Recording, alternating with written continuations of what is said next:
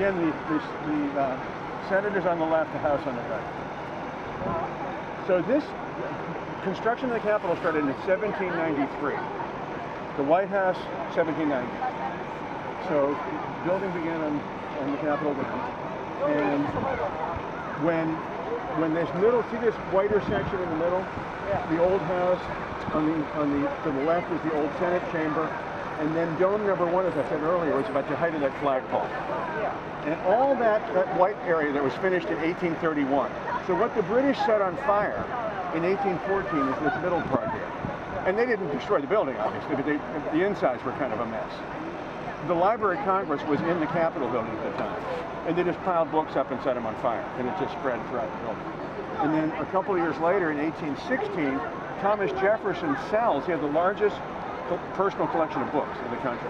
And he sold his personal library of about 7,000 books or so to the U.S. government, helped restart the Library of Congress, $25,000 at the time. He needed money.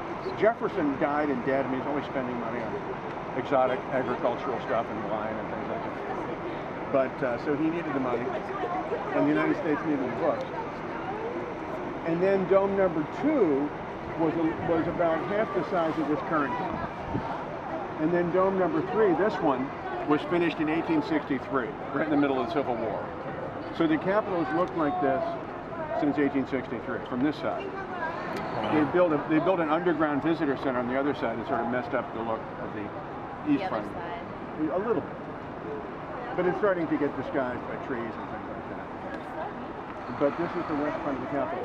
Up above, if you go 2 stories up, where those people are standing in that balcony with the wrought iron fence there, those 5 windows, that's the Speaker's office, the Speaker's balcony, and those 5 windows are the windows to the House Speaker's office. So Paul Ryan is the current House Speaker. The majority party in the House elects the Speaker. And so Paul Ryan got elected by the majority of the House as the Speaker.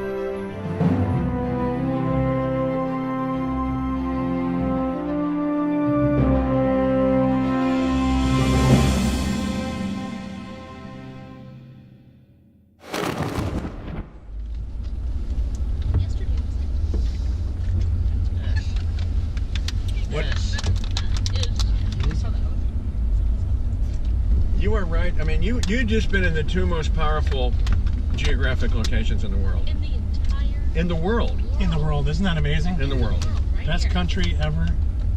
Oh my gosh. This one take only your voice or any voice? Voice, yes. Is it your voice or can it be any voice? It has 3 microphones built in. It'll pick up anything. Pick up anything. But any voice can activate it or deactivate it? Oh, for the activation, yeah, any voice. I'm sure they'll perfect the technology so it'll be just yours. You know, like with the cell phones now, you can turn it on with a fingerprint. Right. You know, I bet there'll be a voice print Oh, I bet. to turn it on and off before too long. That's gonna be... Pretty soon It'll there'll be get- rectal identification. Oh! There already is, I think, in some neighborhoods. Well, they have that one... On the west end. Yeah. Hi-yo! Hello! Bars in Fire Island. What's that one Tahiti. thing you have in your house now that records... The clap thing? The clapper? No. The You clapper. can get the clap anywhere. It's like Yeah. a Siri. Hi-yo! It starts with an A. It's a girl's name. Siri. Oh, not no. Siri. The, Oh no, Alexis. yeah. Alexa or Yeah, something and like that. And they're recording those. That's some really intrusive stuff. Oh, absolutely. They're recording what you're doing in your house. Absolutely. Yep. People are. And they can do that through your TV. They can do it through anything. Yep. Yeah. Well, it'll be very interesting to see. Now, this is a cause that liberals embrace, like snooping and privacy invasion and stuff It's like just that. so creepy. It'll be interesting to see how they react. Let's say that it comes out that Trump was being monitored, surveilled, his phones tapped, etc. Because that would be something normally liberals would frown on. Right. So there's all kinds of interesting political stuff like being thrown out there by both parties. Yeah, what was the thing recently? They were going to allow the sale of all your Google searches. Yeah. Well, we saw this. This is the Museum of the American Indian. This is the Voice of America, by the way. Oh, it is. Yeah, this is the voice. We're just going to go up the street here. I did Maryland Avenue over there. I think it's Maryland Avenue. Yeah. Yeah, that's the Voice of America. You know, we were talking about Russia. When I lived in Moscow, when it was in the Soviet Union, and Russia was too. But if you were caught listening to the Voice of America, it was an automatic 7-year prison sentence. Oh my gosh. I mean, talk about high-risk radio listening, you know? Yeah. So did you have any kind of protections while you were No, there? you don't. No, it's not. This city's more dangerous, I'm telling you. Really? Yes, oh yeah. I mean, I had Russian friends, you know, like they would say things to me, but never like don't go anywhere. In fact, when I met my wife, I told my friend where she lived, and he said, "Are you out of your mind?" She lived in a neighborhood called Tekstilshiki, which means textile factory. He said, people there are like, don't, man, are you crazy? In what way? Just low rent, you know. Oh, okay. You can't trust them and all this kind of stuff. I thought, that's insane. 1-star people. They're 1-star people. I thought, that is insane. And just to prove it, I married her. There you go. And I have regretted it ever since. No, just kidding.